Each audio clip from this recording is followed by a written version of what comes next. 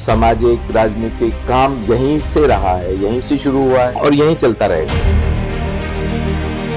Sir, पर आपको लगता नहीं कि अब आप पूरे देश के नेता हैं और पूरे देश के ही लोग आपसे मिलना चाहते हैं?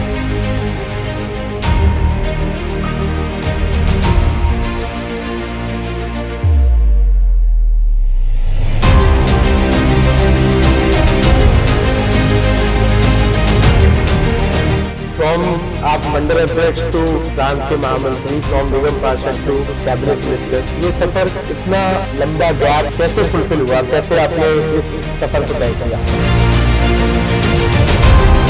फर्स्ट डे जब आप एंटर हुए होंगे इस ऑफिस में, कैसी फील आई? मुझे लगा कि अचानक मेरे साथ ये क्या हो गया। समझ में भी थोड़े दिनों के बाद आया कि कितनी बड़ी जिम्मेदारी, कितनी बड़ी रिस्पॉन्सिबिलिटी संगठन में प्रधानमंत्री की।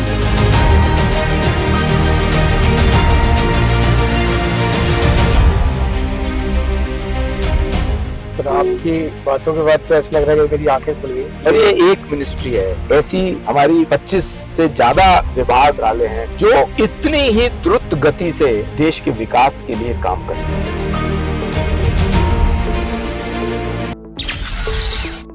सुबह 6:30 बजे।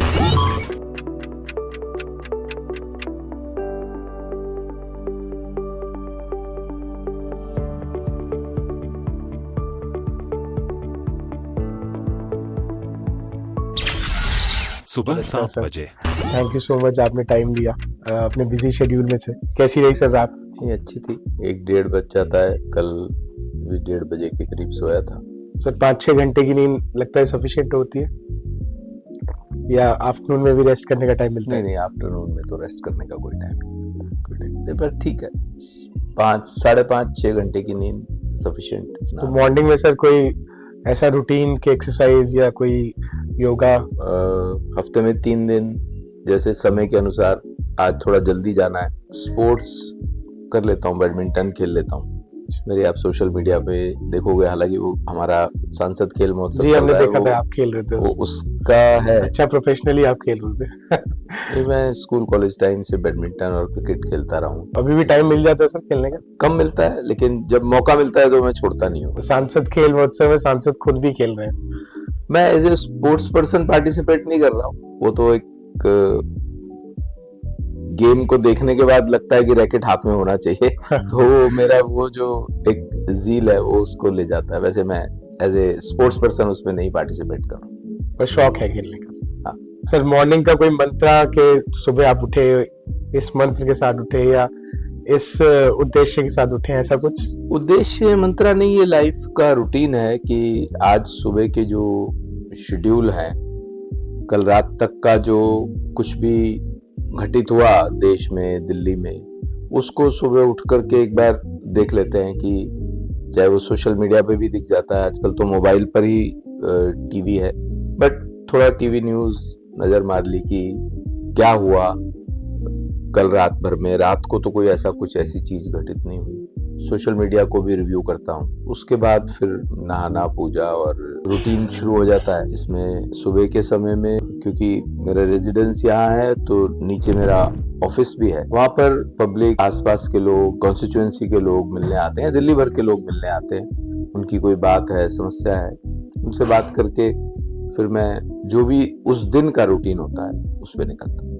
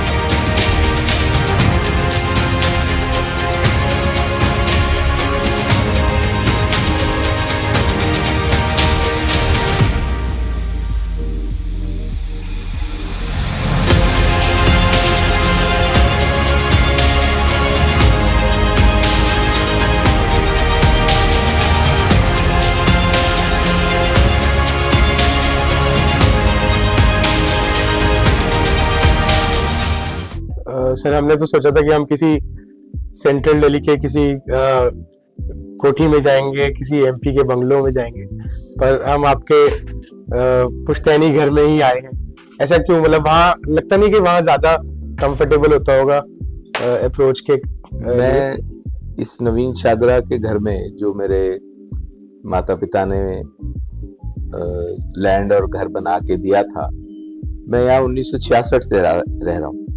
जन्म के 2 साल बाद, मेरा जन्म भी यही नवीन शादरा में के 31 का है और ये H31 है। मैं 1966 से यहाँ पर हूँ और यहाँ से सरकारी घर में ना शिफ्ट होने के भी कारण है। एक तो अपने घर से लगाव रहता ही है, पर उससे ज्यादा इम्पोर्टेंट मुझे लगता है कि मैं क्षेत्र की जनता का चुना हुआ प्रतिनिधि हूँ और यहाँ पर लोग जो मिलने आते हैं, चाहे वो कोई निमंत्रण देने आता है, अपने सुख दुख की कोई बात है, उनकी कोई परेशानी है, वो सब यहाँ पर ही उनके लिए कंफर्टेबल। अगर मैं यहाँ से लुटियंस जोन में शिफ्ट कर जाऊंगा, जो कि मुझे सरकार के द्वारा दिया गया घर है, जहाँ पर मैं अपने ऑफिशियल काम करता हूँ जब भी मुझे आवश्यकता होती है, तो यहाँ के लोगों को कम से कम 20-22 किलोमीटर दूर जाना पड़ेगा हमारी कॉन्स्टिट्यूएंसी में भी, और उसके अलावा भी क्योंकि मैं यहाँ पे जन्मा हूँ तो आसपास के दूसरी कॉन्स्टिट्यूएंसी के भी लोग आते हैं। उन सबको पता है, किसी को बताने की आवश्यकता नहीं है। हर्ष मल्होत्रा के घर जाना है तो उनको किसी से पूछना, बताना, लोकेशन, कुछ भी आवश्यकता नहीं है। लुटियंस जोन में शिफ्ट करने के हक में नहीं। सर पर आपको लगता नहीं कि अब आप पूरे देश के नेता हैं और पूरे देश के ही लोग आपसे मिलना चाहते हैं, तो उनके लिए ये एरिया थोड़ा सा डिफिकल्ट रहेगा? प्राइम प्रायोरिटी जो है वो मेरे आसपास क्षेत्र के कॉन्स्टिट्यूएंसी के लोग हैं, जिनको मुझे लगता है कि अगर मैं लुटियंस शिफ्ट करूंगा तो उनको तकलीफ होगी और वो उनको सहज नहीं होगा वहां पर पहुंच पाना। तो सर आज के दिन की प्लानिंग एक दिन पहले हो जाती है या आज मॉर्निंग में आप बैठेंगे तय करेंगे? एक दिन की जो प्लानिंग है वो बहुत दिन पहले शुरू हो जाती है और पेनल्टीमेट डे या एक दिन पहले तक वो फाइनलाइज हो जाती है कि आज क्या क्या काम है। कई बार कुछ सरकार के काम अचानक भी आते हैं तो उसको बीच में एडजस्ट करना पड़ता है। तो सर इन एडवांस आपकी कितने दिन की एंगेजमेंट्स हैं आने वाले दिनों में? तो मैं ऐसा मानता हूँ मेरे पास कुछ शेड्यूल जनवरी और फरवरी के भी आए हुए हैं, जो बड़े कार्यक्रम लोगों ने तय किए, मेरे से एश्योरेंस लिया कि मैं जाऊंगा। अब तो सर शादियों का सीजन है, आपको काफी देर हो जाती है घर आते आते? हाँ, एक दिन में शादियों के जो निमंत्रण है वो 7-8 एवरेज है, ज्यादा भी हो जाते हैं। सब में जाना होता है सर? कोशिश रहती है कि सब में जाऊं, लेकिन जहां पर 3 डिफरेंट कॉर्नर्स में जाना पड़ जाए या 4 डिफरेंट कॉर्नर ऑफ दिल्ली जाना पड़ जाए तो थोड़ा प्लान करना पड़ता है। तो सर जैसे अब आप लोकल नेता तो हैं ही, अब आप ग्लोबल नेता भी हैं, तो आप किस शादी को प्रेफरेंस देंगे? लोकल जो निमंत्रण आए या ग्लोबल जो निमंत्रण आए? नहीं, मैं कोई ग्लोबल नेता नहीं हूँ, मैं लोकल नेता नहीं हूँ। मतलब मैं समाज में से, इसी समाज में से निकला हुआ व्यक्ति हूँ, तो प्रायोरिटी जो है वो जो मेरे स्थानीय लोग हैं और विशेष तौर से मेरी प्रायोरिटी वाइज अगर देखा जाए तो मुझे लगता है कि मेरा जो साधारण कार्यकर्ता है उसके यहाँ जाना जरूरी लगता है। सर हम ये कुर्सी का दिल्ली चैप्टर शूट कर रहे हैं और जितने भी लोगों से मैंने बात करी सबने ये बताया कि दिल्ली के जो चाणक्य हैं, दिल्ली के जो अमित शाह हैं, उन्होंने सबने आपका नाम लिया कि हर्ष जी इस दिल्ली की राजनीति को हैंडल करते हैं। कोई चाणक्य वनक्य नहीं। फ्रॉम आप मंडल अध्यक्ष टू प्रांत के महामंत्री, फ्रॉम निगम पार्षद टू कैबिनेट मिनिस्टर, ये सफर इतना लंबा गैप कैसे फुलफिल हुआ? कैसे आपने इस सफर को तय किया? भारतीय जनता पार्टी वो संगठन है जिसमें एक साधारण छोटा कार्यकर्ता भी कहीं तक जाकर के जिम्मेदारी संभाल सकता है। सर आपके पास पूरे देश की जिम्मेदारी है और 2 मिनिस्ट्रीज हैं। आपने जैसे बताया कि आप लोकल का भी बहुत ज्यादा ध्यान रखते हैं, पूरे देश में आपकी विजिट रहती होगी, तब ये लोकल पब्लिक को कौन देखता है, कौन संभालता है इन एब्सेंस ऑफ यू? सुबह ऑफिस में 9 बजे मेरे साथी सहयोगी आ जाते हैं, जो मैं नहीं हूं तो भी जो भी लोग आते हैं उनकी ग्रीवियंसेस को, उनकी बात को सुनना, समझना और संबंधित अधिकारियों से बात करना या जो भी यथा उचित उनके समाधान के लिए करना चाहिए, तो मेरा वो ऑफिस स्टाफ बड़े अच्छे से करता है। अब आजकल तो टेक्निकल बातें हैं, हाईटेक बातें हैं, ईमेल हो, व्हाट्सएप हो, फोन है, एसएमएस है, उस पे वो मैं स्वयं भी मेरा फोन मेरे हाथ में रहता है। मेरे नंबर वाला जो फोन है वो 99% या 95% मैं खुद उठाता हूँ। कितने नंबर है सर आपके? मेरा एक ही नंबर। अच्छा, आपका एक मेरे नाम पर मेरा एक ही नंबर है। अगर हर्ष मल्होत्रा का नंबर बोलेंगे तो एक ही नंबर है। 9811063331 लगभग 27-28 साल पुराना नंबर है। तो सर कितनी कॉल्स अटेंड कर लेते होंगे आप? तो सारे दिन बजता ही रहता होगा। सिस्टम बन चुका है। ऑफिस के और भी नंबर हैं। अब लोगों को, बहुत समझदार लोग हैं वो मेरे तक, फिर भी मैं ऐसा मानता हूं कि सारा दिन में, क्योंकि हर तरह की कॉल मेरे पास आती है, अननोन नंबर्स, अननोन लोग भी मुझे फोन करते हैं जिनको मैं नहीं जानता लेकिन मेरे क्षेत्र में रहते हैं, या पूरे कई बार देश भर से भी कुछ लोग फोन करते हैं। मिनिस्ट्री के रूप में भी मेरा यही फोन अवेलेबल है, तो फोन जनता कोऑपरेट कर रही है आपको? हाँ, जनता भी ठीक कोऑपरेट करती है, पर जो भी फोन आता है मैं जरूर कोशिश करता हूँ अटेंड करने की। कहीं बैठक में हूँ, किसी काम में हूँ, तो मेरे नंबर पर आया हुआ फोन या तो मैं कॉल बैक करूंगा या मेरे ऑफिस स्टाफ से कोई ना कोई उनसे पूछ के बात करेगा कि क्या बात है, आप क्यों बात करना चाहते हैं, क्या मिलना चाहते हैं। लंबा दिन है सर, अभी शुरुआत हुई है, हम आपके साथ रहेंगे ही, देखेंगे ही कि कैसे कैसे आपका दिन गुजरता है। बस एक आखिरी सवाल कि जब आप बिहार चुनाव भी देख रहे हैं, आप लोकल पब्लिक भी देख रहे हैं, आप बाकी ग्लोबल पब्लिक भी देख रहे हैं, नेशन के लोगों को भी एंटरटेन कर रहे हैं, तो ये इन सब चीजों के बीच आपको बहुत प्रेशर नहीं फील होता? प्रेशर वाली कोई बात नहीं है। क्या कारण है कि मेरा कॉन्सेप्ट बिल्कुल क्लियर है। या ओवरबर्डन? नहीं, ओवरबर्डन बिल्कुल नहीं होता है। आपको अपनी प्लानिंग ठीक से करनी चाहिए, तो इसलिए ओवरबर्डन नहीं होता है।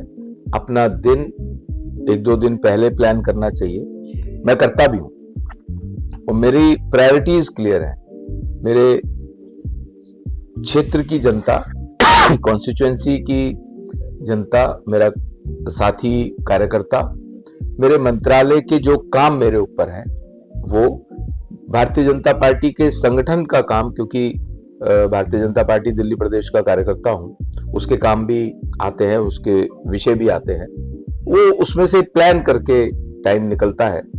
24 में से 18-19 घंटे बहुत होते हैं कोई प्लान करके एग्जीक्यूट करने के लिए, तो इसलिए कोई प्रेशर नहीं है। साफ मन से काम करो तो वैसे भी कोई प्रेशर नहीं होता है। भगवान की बड़ी कृपा है कि मेरा बीपी 120-180 के आसपास ही रहता है। 80 बहुत अच्छे, I am very happy for that. तो सर हम आपके साथ दिन गुजारेंगे। आपकी लंबी पूजा रहती है, हमने सुना है, और लंबी पूजा थोड़ा सा हम देखेंगे कैसे आपका रूटीन रहता है। कुछ लोगों को मोटिवेशन मिलेगा, इंस्पिरेशन मिलेगा।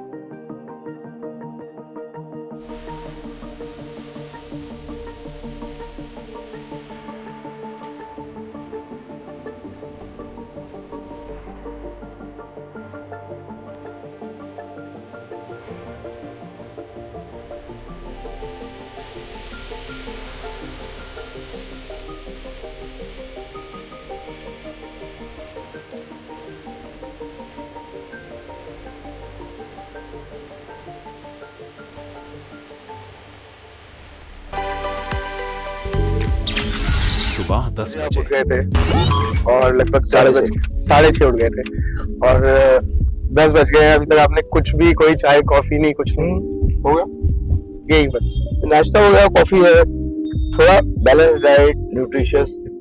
मेडिसिन भी लेते हैं सर? नहीं, मेडिसिन कोई नहीं। सर अभी हमारा शेड्यूल शुरू हुआ है, अब क्या क्या आगे कार्यक्रम है? आपकी नॉलेज में रहते हैं सारे कार्यक्रम? हाँ, अभी हमारा सांसद खेल महोत्सव चल रहा है, तो अभी एक विद्यालय में वेन्यू है, वहां पर थोड़ा बच्चों से मिलूंगा जो प्लेयर्स खेल रहे हैं। स्कूल में अगर वो चाय पिलाएंगे तो चाय पी लूंगा। उसके बाद हमारी यूनिटी मार्च है आज, किस उपलक्ष्य में सर? 150 वर्ष सरदार वल्लभ भाई पटेल जी के जो हुए, उनका जन्मोत्सव है, जन्म के 150 वर्ष हुए हैं। देश की एकता के लिए कोई किसी एक नेता ने आजादी के बाद जो काम किया, उसमें सबसे नंबर 1 पे आते हैं तो सरदार वल्लभ भाई पटेल, तत्कालीन उप प्रधानमंत्री और गृह मंत्री, जिनके जिम्मे ये लगा था कि देश में जितनी रियासतें हैं उन सबको भारत में विलय करना। 550 से ज्यादा रियासतों को सरदार वल्लभ भाई पटेल ने हमारे भारत में, भारत का एक अंग बना करके अखंड भारत बनाया। बहुत बड़ा काम है ये, सदियों तक याद रखने वाली बात है। बिल्कुल। तो उनके इन बातों को, उनके इस दृढ़ संकल्प को कि भारत एक है, श्रेष्ठ है और एक ही राष्ट्र है, इसको हम सरदार जी की जयंती को सेलिब्रेट करते हैं और उनसे ये भी प्रेरणा लेते हैं कि हमारे लिए नेशन फर्स्ट है, जो भारतीय जनता पार्टी का मुख्य मोटो भी है। तो उनकी स्मृति में पूरे देश भर में, हर जिले में एक मार्च निकालने की बात है। नहीं, ये सरकार युवा और खेल मंत्रालय करा रही है और इसको हम यूनिटी मार्च का नाम दिया है। प्रधानमंत्री जी ने 2014 में आने के बाद 31 अक्टूबर को राष्ट्रीय एकता दिवस घोषित किया। सरदार साहब के जन्म दिवस पर ये एक बड़ा कदम प्रधानमंत्री जी ने लिया था। तो सर ये सांसद खेल महोत्सव जो आपने बताया, मुझे लगता है पूरी दिल्ली में और कहीं नहीं हो रहा है, तो ये क्या सिर्फ स्पेसिफिक दिल्ली में है या और भी जगह हो रहा है ऐसे? प्रधानमंत्री जी के आह्वान पर जो हमारे देश के युवाओं का पोटेंशियल है, जो हमारे बच्चे गली मोहल्ले में खेलते हैं, ऐसे बहुत से उदाहरण हैं। मुझे याद है क्रिकेटर विनोद कांबली जी का, वो भी एक चाल में जन्मे, वहीं क्रिकेट खेलना शुरू किया, वहीं से पिकअप किए गए और नेशनल इंटरनेशनल लेवल तक खेले।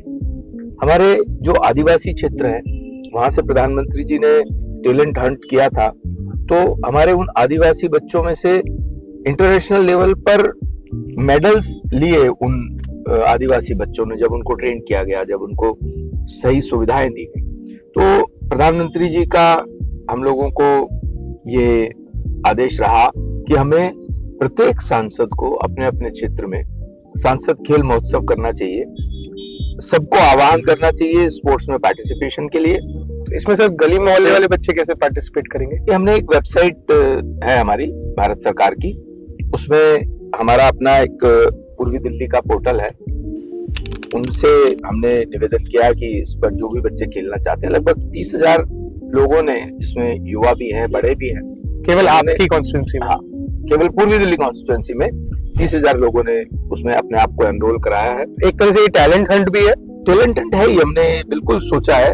मुझे बताते हुए बहुत अच्छा लग रहा है कि हमारे जो एथलेटिक्स हुए, उसमें 100 मीटर्स में एक बच्चे ने 10.70 मार्क को टच किया है, तो मैं उस बच्चे को लेकर के बहुत होपफुल हूँ। ऐसे बच्चे अगर हमारे सांसद खेल महोत्सव से 4-5 बच्चे भी निकल गए हैं, जिनको हम स्टेट और नेशनल लेवल पर तैयार करके भेज सकेंगे, तो मैं समझता हूँ प्रधानमंत्री जी का सपना भी यही है।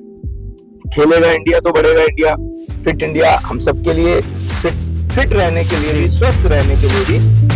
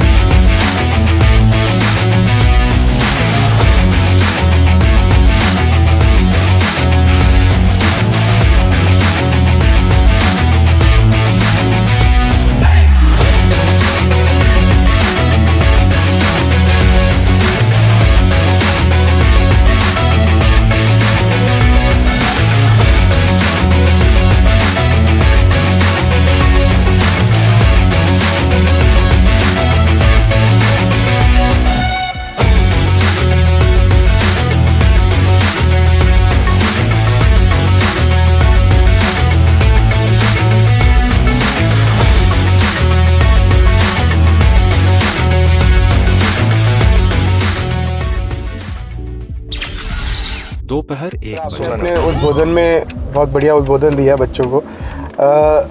इसमें भारत माता की जय पे आपने बहुत फोकस किया, ऐसा क्यों?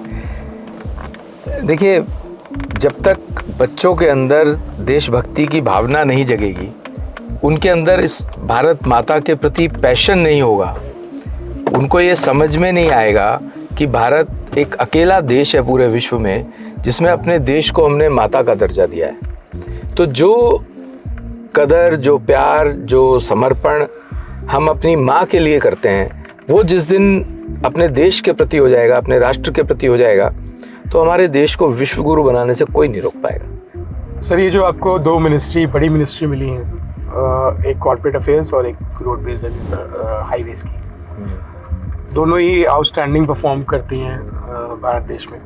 आपको लगता है ये बहुत बड़ी जिम्मेदारी हो गई है आपके ऊपर? जिम्मेदारी तो बहुत बड़ी है ही, और आदरणीय प्रधानमंत्री जी ने, पार्टी के शीर्ष नेतृत्व ने, आदरणीय नड्डा जी ने, आदरणीय अमित शाह जी ने मेरे पे बहुत बड़ा विश्वास किया। और दो ऐसे मंत्रालय हैं जो रोड ट्रांसपोर्ट, तो नितिन जी के साथ काम करना, क्योंकि मैं उनके अंतर्गत MOS हूँ। सर, MOS से मतलब क्या होता है? इसका नॉमेनक्लेचर है मिनिस्टर ऑफ स्टेट। ये एक प्रोटोकॉल के कारण से, हमारे जो रूल्स हैं उसके कारण से आता है, लेकिन ये भारत सरकार के कैबिनेट मिनिस्टर के सहायक के रूप में मिनिस्टर ऑफ स्टेट होता है। आपको कभी मोदी जी का कॉल आया सर कि ये फलाना काम है, आप जाइए? काम के लिए कभी प्रधानमंत्री जी का कॉल ये नहीं आया, लेकिन क्योंकि बहुत रेगुलर मीटिंग्स रहती हैं, जब पार्लियामेंट होता है तो प्रधानमंत्री जी, हम काउंसिल ऑफ मिनिस्टर से भी मिलते हैं। एक बार सातों दिल्ली के सांसदों के साथ भी 1 घंटा उन्होंने हमें गाइड किया था। कोई चॉइस कभी मिलेगी तो नरेंद्र मोदी जी के साथ या अमित शाह जी के साथ रहना पसंद करूँगा।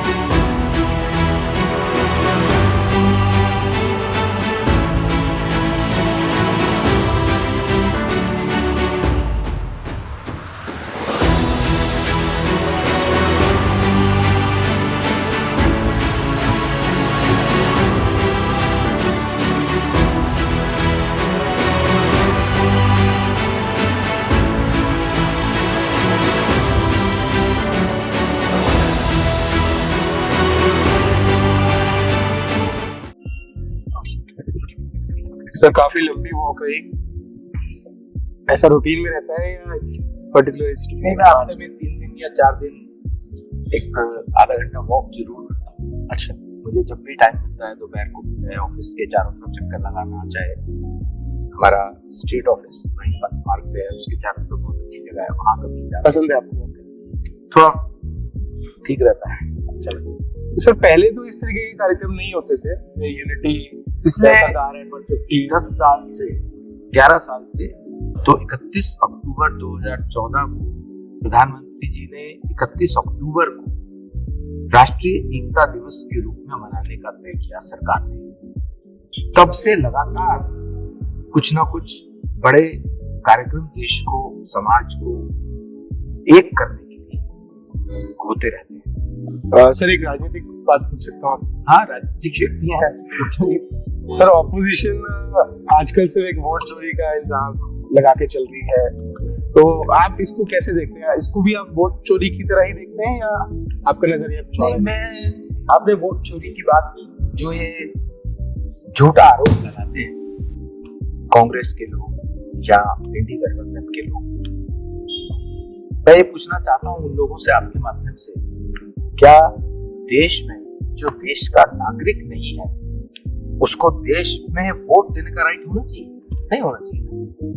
तो जो घुसपैठिया हैं देश में घुस गए हैं, जो देश के नागरिक भी नहीं है, उनका वोट ये इंडी गठबंधन और कांग्रेस वाले लोगों ने बनवाया।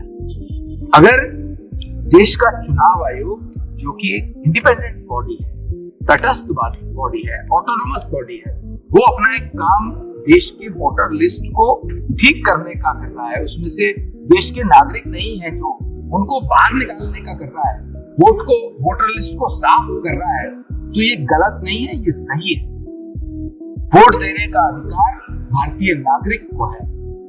अरे वोट चोरी तो ये लोग अक्सर करते रहे हैं। जब बिहार में जंगल राज था, वो वोट चोरी थी कि जो वोटर थे, देश के नागरिक थे, उनको वोट देने जाने नहीं दिया जाता था और एक तरफा बूथ कैप्चरिंग होकर के सरकार बनती थी। वो खत्म हुआ है, जंगल राज खत्म हुआ है बिहार में डबल इंजन की सरकार से, नीतीश जी के नेतृत्व में, प्रधानमंत्री नरेंद्र मोदी जी के नेतृत्व से। सर, ये शाहजहाँ कार्यालय अपना जो अपनी कॉन्स्टिट्यूंसी में है, ये जिला 1 पड़ता है या 2 जिले पड़ते हैं? पूर्वी दिल्ली लोकसभा में 2 जिला है जी। संगठनात्मक दृष्टि से एक शाहदरा जिला है जो विज्ञान लोक में उसका कार्यालय, दूसरा मयूर विहार जिला है जो हमारा गाजीपुर के पास उसका कार्यालय। आपका लगभग डेली विजिट रहता है ऐसे जिलों में? नहीं, प्रत्येक जिले में डेली तो नहीं, पर हफ्ते में 2 बार हो जाता है, कोई ना कोई बैठा, कोई ना कोई कार्यक्रम। सर, टिकट डिस्ट्रीब्यूशन की बात है, मेरा जितने लोगों से संपर्क हुआ या जितने लोगों से मैंने सुना, आपको दिल्ली राजनीति का, खासतौर से भाजपा के इंटरनल राजनीति का चाणक्य कहा जाता है। कहते हैं कि सिस्टम को मैनेज करना आप बहुत अच्छे से जानते हैं और टिकट डिस्ट्रीब्यूशन में, चाहे वो छोटी टिकट डिस्ट्रीब्यूशन हो या एमसीडी की हो, चाहे विधायक की हो, आपका रोल बहुत महत्वपूर्ण रहता है। ऐसा सच है क्या?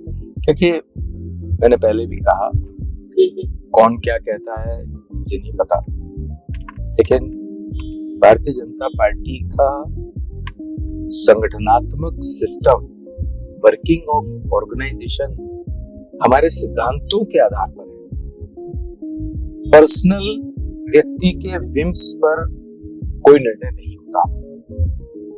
वरिष्ठ से वरिष्ठ नेता के व्यक्तिगत हिसाब से निर्णय नहीं होता। हमेशा एक टोली, एक टीम तय करती है। दोपहर 3 बजे। सर, सुबह 6:30 बजे से 3 बज गए हैं, आपकी मुस्कान बरकरार है, थकावट बिल्कुल नहीं लग रही है, जबकि आपने एक रैली अटेंड करी है, 2-3 किलोमीटर उसमें चले भी हैं। सर, डेली ये रूटीन रहता है क्या?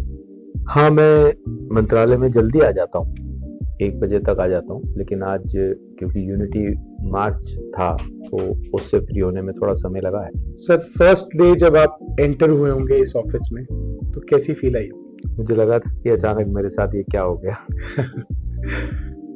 एकदम से विश्वास नहीं हुआ था, और सच पूछो तो ये समझ में भी थोड़े दिनों के बाद आया कि कितनी बड़ी जिम्मेदारी, कितनी बड़ी रिस्पॉन्सिबिलिटी संगठन ने, प्रधानमंत्री जी ने मेरे को दी है। सर, जब से आपने ये कारोबार संभाला है अपना, दोनों मिनिस्ट्रीज का, मैं कोई ऐसी बात जानना चाहता हूँ कि आपके सामने आई तो आप हैरान रह गए कि अरे ऐसा भी होता है? सुना था जो हमारी नॉर्थ ईस्टर्न स्टेट्स हैं वो बहुत अंडर डेवलप्ड थी 2014 से पहले। सुनने में और देखने में बहुत फर्क है। हमारे प्रधानमंत्री जी ने अपने सभी मंत्रियों को एक योजना बना के दी है, जिसके अंतर्गत प्रत्येक मंत्री 2014 से आज तक जो भी सरकार के मंत्री हैं, एमओएस हैं, मेन कैबिनेट के मंत्री हैं, उनको किसी ना किसी एस्पिरेशनल अंडर डेवलप्ड डिस्ट्रिक्ट में, नॉर्थ ईस्ट के डिस्ट्रिक्ट में जाना है, वहां रहना है 2 रात, 3 दिन 4 दिन वहां लगाने हैं, वहां की डेवलपमेंट के बारे में, वहां की जरूरतों के बारे में समझना है, और उसकी रिपोर्ट हमें कंसर्न मिनिस्ट्रीज में, पीएमओ में सबमिट करनी है, जिससे कि उस क्षेत्र की समस्याओं का समझ में आ सके। सर, एक और बहुत महत्वपूर्ण प्रश्न है, मुझे लगता है कि आम जनता का प्रश्न है, जो पहाड़ों पे जो अभी वैष्णो देवी में हुआ, काफी बाढ़ रूपी जल का पूरा भराव रहा और पहाड़ भी टूटे। लोगों को ये है कि हम रोड्स तो बनाते जा रहे हैं, हाईवेज तो बनाते जा रहे हैं, पहाड़ काटते जा रहे हैं, क्या हम प्रकृति के साथ खिलवाड़ कर रहे हैं या ये भी एक डेवलपमेंट का एक चैनल है? हम आम आदमी तक पहुंचना है तो हमें वोट चाहिए, तो हमें रोड्स बनानी पड़ेंगी पहाड़ों में भी। वोट के लिए रोड नहीं बन रही है, रोड कनेक्टिविटी के लिए बन रही है, आर्थिक तरक्की के लिए बन रही है। हम जब हाईवेज बनाते हैं तो पर्यावरण का ध्यान बहुत अच्छे से रखते हैं। अगर किसी कारण से पेड़ काटना पड़ेगा तो परमिशन लेकर के कटता है, और एक पेड़ कटता है तो 10 पेड़ लगाए जाते हैं, तब एक पेड़ कटता है। हमने अब तक 70,000 पेड़ अपनी रोड कंस्ट्रक्शन, हाईवे कंस्ट्रक्शन के कारण से ट्रांसप्लांट करे, उनको काटा नहीं है। 70,000 पेड़ों को उनको ट्रांसप्लांट किया एक जगह से उठा के दूसरी जगह, और उन ट्रांसप्लांट का सर्वाइवल रेट 80% सर्वाइवल रेट। आप देखिए, हमने एक टनल श्रीनगर को सोनमर्ग से जोड़ने के लिए बना ली है, जेड बोर्ड टनल बोलते हैं उसको। उसके कारण से ऑल वेदर कनेक्टिविटी हो गई। पहले सोनमर्ग तक सर्दियों में जाया ही नहीं जा सकता था, सोनमर्ग से ही आगे रास्ता कारगिल के लिए जाता है, लेह के लिए जाता है। तो वो टनल जो बनी है, जेड बोर्ड टनल बोलते हैं उसको हम, उसका फायदा, उसका लाभ यही है कि वो ऑल वेदर हो गया। जो देश का एक हिस्सा 6 महीने तक मेन लैंड के साथ कनेक्ट ही नहीं रहता था, आप सोचिए कैसा जीवन होगा वहां। इसी तरह से रोहतांग पास को पास करने के लिए, लाहौल स्पीति को टच करने के लिए मनाली से जो अटल टनल बनी है, उसका भी लाभ यही कि वो all weather connectivity Lahaul Spiti तक हो गई। पहले 8-7 महीने लाहौल स्पीति जो वैली है वो मेन लैंड के साथ कनेक्टेड ही नहीं थी। तो आज आवश्यकता भी है, दोनों चीजों का बैलेंस बना करके हम लोग काम कर रहे हैं। पर्यावरण का ध्यान में रखते हुए भी काम कर रहे हैं और कनेक्टिविटी का भी ध्यान रखते हुए हम काम कर रहे हैं। सर, आपकी दूसरी मिनिस्ट्री में, एक मिनिस्ट्री में हम बैठे हुए हैं, रोडवेज एंड हाईवेज की, दूसरी मिनिस्ट्री के बारे में जानना चाहूंगा। देखिए, वो कॉर्पोरेट अफेयर्स में ऑफिस वर्क, टेबल वर्क, उनकी लीगैलिटीज, उसके इम्प्लीमेंटेशन, वो काम है। दोनों के काम की नेचर में बहुत फर्क है। वहां पर मैं अगर यहाँ बैठता हूँ किसी दिन, तो दोनों मंत्रालय के काम मैं एक ही जगह से करता हूँ। तो हमारा जो कॉर्पोरेट अफेयर्स मंत्रालय बहुत महत्वपूर्ण मंत्रालय है। देश के अंदर जितनी कंपनीज हैं, कंपनीज एक्ट के according limited liability partnership firms हैं, वो कॉर्पोरेट अफेयर्स उनको डील करता है, उनको मदद करता है उनकी वर्किंग में, और उनको रेगुलेट भी करता है। तो उन सब बातों को ध्यान में रखने के लिए ये मंत्रालय बहुत अच्छे से काम कर रहा है। और मुझे बताते हुए ये खुशी होती है कि ये मंत्रालय हमारा पहला मंत्रालय है जिसने अपना पोर्टल 2017 में प्रारंभ किया, और most of the work of corporate affairs और कंपनीज ऑनलाइन हो चुका है। ऑनलाइन सिस्टम है, मैनलेस सिस्टम है। आप अपने डॉक्यूमेंट्स हमारे पोर्टल पर सबमिट कीजिए, 48 घंटे के अंदर अगर उनके डॉक्यूमेंट्स सही से फिलअप हुए होते हैं, ताकि वो अपना काम अगले 48 घंटे बाद से, उसी समय से मिलने के बाद शुरू कर सके। सर, आपकी बातों से ऐसा लग रहा है कि आपको मिनिस्ट्री संभाले हुए 1 वर्ष नहीं 1 दशक हो गया है। आंकड़े आपके उंगलियों पे हैं, तो ये दोनों मिनिस्ट्री मुझे लगता है कि आपने रट ली है। बहुत कुछ सीखना बाकी है।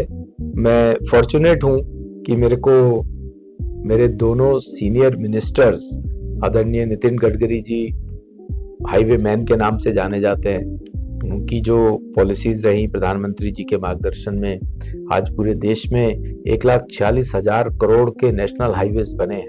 कि 2014 से पहले ये 92,000 किलोमीटर के नेशनल हाईवेज थे। आज 11 वर्षों में, 2014 तक 92,000 किलोमीटर, और 11 वर्षों में हमने लगभग 60,000 किलोमीटर का नेशनल हाईवे बना के दिया है देश की जनता। सर, आप शुरू से ही बहुत सामाजिक कार्यक्रमों में रहे, चाहे वो गरीब लड़कियों की शादी हो, चाहे आपने राशन डिस्ट्रीब्यूशन, आप गुजरात भी गए, और ऐसी कई बैकग्राउंड में आपकी चीजें रही। और खास तौर से जो ददीची देदान समिति है, जिसके आप संगठन के अध्यक्ष हैं, इन सब चीजों को एक साथ मैनेज करना, राजनीति के साथ कॉम्प्लीमेंट करते हुए, ये कैसे चलता है सर? सेवा का भाव हमारा संघ के द्वारा भी और बीजेपी के भी द्वारा हमारे अंदर समाया है। जितना भी कोई आपदा है उस आपदा में हमें आगे बढ़ कर के काम करना चाहिए। हम जितनी क्षमता है हमारी, हम कार्यकर्ताओं की, उस क्षमता से बढ़ कर के हमें काम करना चाहिए। इसी कारण से ये काम अपने आप होते चले जाते हैं। आपको सर कहाँ से प्रेरणा मिली है स्पेशली इस क्षेत्र में काम करने की? आज से 27-28 वर्ष पूर्व जब मैं युवा मोर्चा में था, हमारे विधायक आदरणीय आलोक जी थे, जो आज विश्व हिंदू परिषद के अंतर्राष्ट्रीय अध्यक्ष हैं। वो उस समय विधायक थे और हम भाजपा के कार्यकर्ता के नाते उनके मार्गदर्शन में ही काम करते थे। आज भी बहुत बड़े स्कॉलर हैं, मैं आज भी बहुत विषयों पर उनका मार्गदर्शन प्राप्त करता हूँ। उनसे बात करते करते एक बार उनके द्वारा ये आया कि हमने तब संस्था नहीं बनाई थी, सिर्फ इतना था कि हम कुछ युवा साथी आलोक जी के साथ जाकर के अपनी विल करके आए एक मजिस्ट्रेट के पास जाके कि मेरे मरने के बाद मेरा शरीर समाज के काम आएगा और हम हॉस्पिटल में इसको दान देंगे। अगर हम अंग दान कर पाएंगे तो अंग दान भी आपने भी किया हुआ? करेंगे। हाँ, मैंने किया हुआ, मेरी पत्नी ने किया हुआ। सर ये तो सब जिम्मेदारी की, रिस्पॉन्सिबिलिटीज की बात आ गई। मैं भी ये पूछना चाहता हूँ कि आप अपने लिए एक मी टाइम जो होता है वो कब निकाल पाते हैं? क्या करना पसंद करते हैं उस मी टाइम में? मेरा मी निकाल टाइम पाते भी या नहीं निकाल पाते? मेरा मी टाइम लोगों से मिलना, उनकी कुछ, अब मेरे को मेरी पार्टी ने, मेरे भगवान ने इस लायक बनाया है कि मैं लोगों की मदद कर सकूं। तो मेरा मी टाइम पब्लिक से, कार्यकर्ताओं से मिलके उनकी समस्याओं का समाधान है। यही मी टाइम, यही आपको सबसे बड़ी सेटिस्फेक्शन देता है? बहुत बड़ी सेटिस्फेक्शन। सर आप दिल्ली के मेयर रहे, दिल्ली की राजनीति करते हुए आ रहे हैं और पूर्वी दिल्ली से आप सांसद चुन के आए हैं। अब आपके पास रोडवेज मिनिस्ट्री है, हाईवेज मिनिस्ट्री है।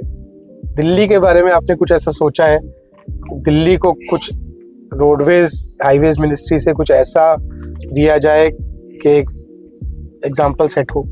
मैं दिल्ली का रोड ट्रांसपोर्ट मिनिस्ट्री होने के कारण मेरे को लगा कि ऐसी बहुत सी बातें हैं जो हमें दिल्ली में ठीक करनी चाहिए। जैसे हमने दिल्ली के ट्रैफिक कंजेशन को कम करने के लिए, उसको दूर करने के लिए लगभग 12,500 करोड़ रुपए की नई योजनाएं स्वयं प्रधानमंत्री नरेंद्र मोदी जी ने घोषित की है, जिसमें मैं आपको वो योजनाएं भी बता जी। आप गुड़गांव से दिल्ली आते हैं तो शिव मूर्ति के पास 1-1 घंटा जाम लगता है उस तरफ। बिल्कुल। वहां पर एक टनल बनाने की हमारी योजना है जिसका डीपीआर पे काम चल रहा है। 5 किलोमीटर की टनल है जो शिव मूर्ति से लेकर के नेल्सन मंडेला मार्ग तक जाएगी और वो टनल से ट्रैफिक निकलेगा। वहां का ट्रैफिक जाम जो 1 घंटा लगाता है, तो ट्रैफिक होगा तो पॉल्यूशन भी होगा, तो वो खत्म होगा उससे। अभी रिसेंटली 17 अगस्त 2025 को आदरणीय प्रधानमंत्री जी ने, आदरणीय नितिन गडकरी जी ने UER 2 का उद्घाटन किया है।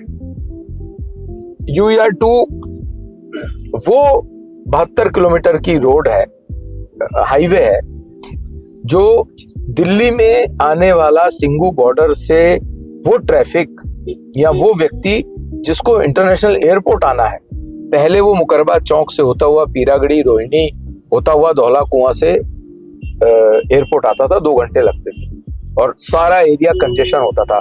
आज सोनीपत, पानीपत, हरियाणा के पास के लोगों को इंटरनेशनल एयरपोर्ट दिल्ली का ही है। तो वो UER 2 अब केवल 35 से 40 मिनट में सिंगू बॉर्डर से हम एयरपोर्ट पहुंचा रहे हैं। उस UER 2 में कोई रेड लाइट नहीं, सारा ट्रैफिक खत्म होता है, कंजेशन खत्म होता है, पॉल्यूशन खत्म होता है। ये हमने चालू कर दिया है। अब अभी हम दिल्ली देहरादून एक्सप्रेसवे जल्दी ही जनता के नाम करने वाले हैं, जनता को सुपुर्द करने वाले हैं। बड़ा प्रश्न है, कब होगा? ये हो जाएगा, उसमें टाइम पे है, वी आर नॉट लेट। अब किसी सोनीपत वाले को, अगर सोनीपत या सिंगू बॉर्डर के पास रहने वाले व्यक्ति को दिल्ली देहरादून पकड़ना है तो उसको अक्षरधाम आना पड़ेगा, तो वो दिल्ली के अंदर एंटर करेगा, पूरी दिल्ली क्रॉस करके आएगा। ट्रैफिक भी आता है क्योंकि ये ऐसा हाईवे बना है जो कि अभी 5 घंटे लगते हैं दिल्ली से देहरादून जाने में, 2-2.5 घंटे में पहुंच पाएंगे। केवल 206 किलोमीटर का हाईवे है। उसके लिए उसी UER 2 से हमने एक स्पर, एक हाईवे ट्रॉनिका सिटी 17 किलोमीटर का निकालने का तय किया है, उसकी डीपीआर पे काम चल रहा है। तो सिंघू बॉर्डर से आने वाला व्यक्ति यूईआर 2 का लूप लेगा और वो ट्रोनिका सिटी जो उत्तर प्रदेश में दिल्ली से लगता हुआ है, वहां पर दिल्ली देहरादून हाईवे को जाकर के टच करेगा। और सिमिलरली देहरादून से या सहारनपुर से आने वाला व्यक्ति जिसको नोएडा जाना है, आज वो दिल्ली देहरादून क्रॉस करके अक्षरधाम तक आने के बाद वहां से नोएडा एंट्री करेगा, तो दिल्ली आना पड़ेगा। वो जो स्ट्रेच है हमारा अक्षरधाम से नोएडा गेट वाला, वो 2-3 किलोमीटर का स्ट्रेच जाम हो सकता है, ओवर क्राउडेड हो सकता है। तो उसके लिए भी हमने ट्रोनिका सिटी से गाजियाबाद होते हुए नोएडा का एक 40 किलोमीटर का स्पर बनाने का तय किया है। और वो भी उसकी भी डीपीआर का काम प्रारंभ हो चुका है।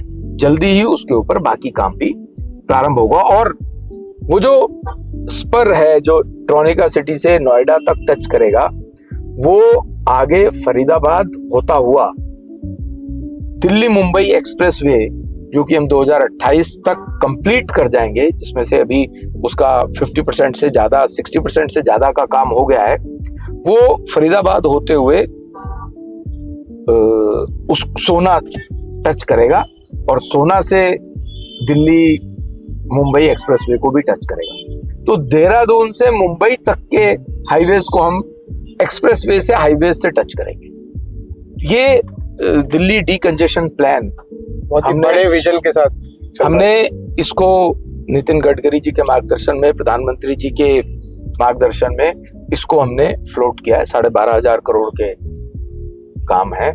इसके अलावा इसके साथ साथ ही अगर कभी आप कालिंदी कुंज वाली साइड से यमुना जी को क्रॉस करते हैं, तो वो जो एक 6 राह है, तो राह नहीं है 6 राह है, वो 1-1 घंटे का जाम है। मेट्रो भी वही है, नोएडा का ट्रैफिक भी उधर से आना है, सरिता विहार और जसोला का ट्रैफिक उधर से आना है, तो मयूर विहार का ट्रैफक भी उधर से आना है। तो वो एक जाम की स्थिति बनती है। हमने उसको भी प्लान कर लिया है। हम वहां पर जैसे एम्स और धौला कुआं पर उस एरिया को रेड लाइट्स के बिना तैयार किया हुआ है। इन दोनों एरियाज में हम लूप्स के माध्यम से, फ्लाईओवर्स, अंडरपास के माध्यम से उसका काम भी हमने डीपीआर स्टेज पर ले आए हैं। उसको भी करेंगे। वो लगभग आधा किलोमीटर का एक हम सर्कल लूप बनाएंगे, जिससे कि वहां के एरिया में भी डिकंजेशन होगा और पॉल्यूशन भी कम होगा। सर, बहुत महत्वपूर्ण बात बताई आपने कि रोडवेज और हाईवेज मिनिस्ट्री कैसे पॉल्यूशन के लिए काम कर रहे हैं। कितना % योगदान है सर पॉल्यूशन का, व्हीकुलर पॉल्यूशन का? देखिए, तो आंकड़ों डेटा की बात है। व्हीकुलर पॉल्यूशन 12 से 15% कंट्रीब्यूट करता है टोटल पॉल्यूशन। डस्ट और बाकी जो पोल्यूटेंट्स हैं 40% डस्ट है। कुछ पंजाब से पराली आती है, जितना मर्जी शोर मचा लें केजरीवाल के लोग, ये सिर्फ शोर ही मचाते हैं। इन्होंने पंजाब में पराली जल रही है, आज भी जल रही है, वो दिखता है, सैटेलाइट इमेजेस हैं।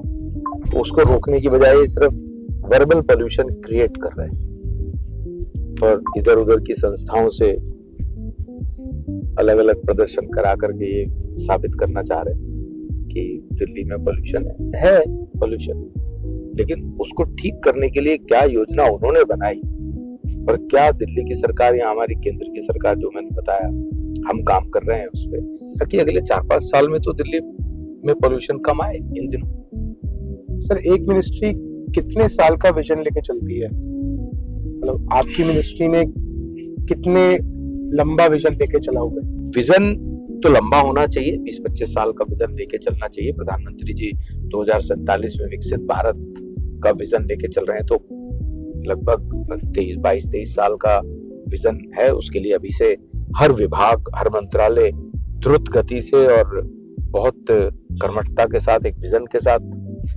काम कर रहा है। सर, एक बात पूछना चाहूंगा, जैसे सरकारें बदल जाती हैं, विजन भी बदलते हैं, हो सकता है किसी और विजन से दूसरी सरकार काम करे, तो क्या आपके दिए हुआ जो खाका बनाया हुआ, जो आपका प्लान बनाया हुआ होगा, क्या उसी पे आने वाली सरकार या आने वाले मिनिस्टर्स इंप्लीमेंट करते हैं? देखिए, करना तो चाहिए, पर अपने राजनीतिक कारणों से या श्रेय लेने की बात से अगर वो नहीं करते हैं, वो विजन, हाँ इन प्रिंसिपल उनको लगता है कि ये विजन ठीक नहीं है, हमारा विजन इससे बेहतर है, तो कर ले। सर आपकी बातों के बाद तो ऐसा लग रहा है कि मेरी आंखें खुल गई कि रोडवेज और हाईवेज मिनिस्ट्री कितनी इम्पोर्टेंट है इस देश को संभालने के और लिए। ये एक मिनिस्ट्री है जी, ऐसी हमारी 25 से ज्यादा विभाग, डिपार्टमेंट, मंत्रालय हैं जो इतनी ही द्रुत गति से देश के विकास के लिए काम कर रहे हैं। सर बहुत ही नॉलेज भरा दिन रहा, बहुत कुछ सीखने को मिला, अच्छा, बहुत कुछ देखने को मिला। थोड़ा सा ह्यूमर ऐड करने के लिए एक छोटा सा रैपिड फायर, आपको केवल वन वर्ड या वन लाइन में आंसर करना है। सर स्टार्ट करें। कॉर्पोरेट अफेयर्स या रोड एंड हाईवेज? दोनों। आम आदमी पार्टी इन ऑपोजिशन या Congress in opposition? Congress is a better opposition than Aam Aadmi as compared to Aam Aadmi. Otherwise, they are the worst. Your favourite highway project sir? Delhi Mumbai expressway. Sir morning walk या gym? Morning walk. Sir social media पे Facebook या Instagram? Insta. सबसे inspiring leaders? Narendra. Obvious answer. Sir lunch में favourite dish? पीली तड़के वाली दाल, चावल या रोटी। एक शब्द में अपने वर्किंग स्टाइल को क्या बताएंगे? फोकस्ड।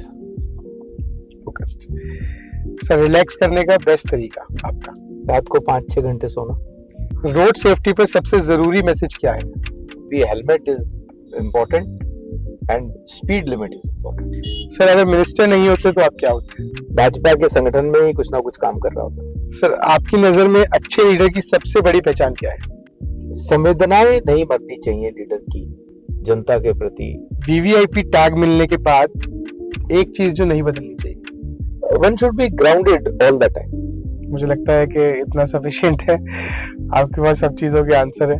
अब सर मैं वन लाइनर्स बोलूंगा, आपने केवल वन वर्ड देना है। सर आपका जन्म स्थान? दिल्ली। आपके चुनावी क्षेत्र का नाम? पूर्वी दिल्ली। आपका राजनीतिक दल? भारतीय जनता पार्टी। आपका मौजूदा पद? MOS road transport and corporate affairs, government of India. Lok Sabha कक्ष का सदस्य आप कब बने? 2024। सबसे उच्च शिक्षा आपकी? LLB किया है, बॉटनी ऑनर्स किया है। आपने राजनीति में कब प्रवेश किया? 91। संगठन जिससे आपकी शुरुआत हुई? राष्ट्रीय स्वयंसेवक संघ। परिवार में कितने सदस्य हैं? परिवार तो 21 लाख लोगों का है। ऑर्गन डोनेशन के लिए आपकी एक सुझाव?